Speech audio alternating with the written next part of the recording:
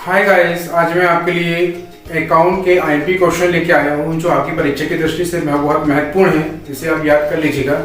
देखिए 2 नंबर वाले क्वेश्चन है आपके लिए, इंग्लिश और हिंदी मीडियम दोनों के लिए है ये आपके।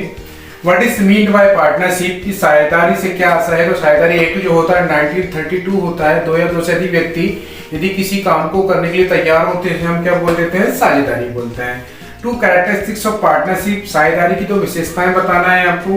What is a partnership deed, साझेदारी सलेख से आप क्या समझते हैं?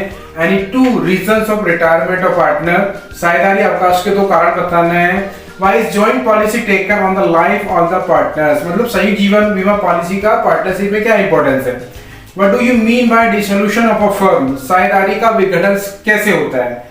What is realization account, वसूली खाता क्या होता है? जब साझेदारी का समापन होता है, डिसोल्यूशन होता है, तो वहां पर आपको रियलाइजेशन अकाउंट बनाया जाता है आपका। What is company, कंपनी किसे कहते हैं?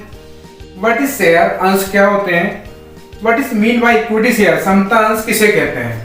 What is mean by preference share, पूर्वाधिकार अंशों से आप क्या समझते हैं?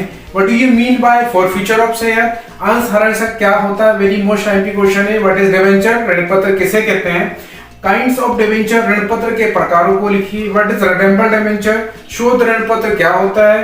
Types of ratio, अनुपात के प्रकार लिखिए। Limitation of accounting ratio, NE2 लिखना है आपको, अनुपात की 2 सीमाएं लिखना है आपको। 2 नंबर के क्वेश्चन में आपको आता है तो 2 पॉइंट्स लिखने हैं और 3 से 4 लाइन से ज्यादा आपको नहीं लिखना है। इंपोर्टेंट चीजें लिखे आप, फालतू की चीजें उसमें ना लिखे आप।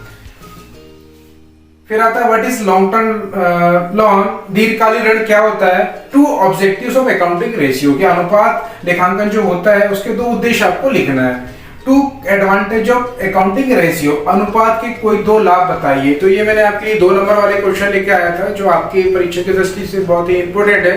सिर्फ आपको इतना ख्याल रखना है कि आपको कीवर्ड को याद रखना है। जैसे अभी कीवर्ड मतलब आपको शब्द देखना है कि क्या पूछा गया है, आपको वही लिखना है, जो कि अकाउंटिंग की दृष्टि से बहुत ही इंपॉर्टेंट क्वेश्चन है, इससे आप याद कर लीजिए।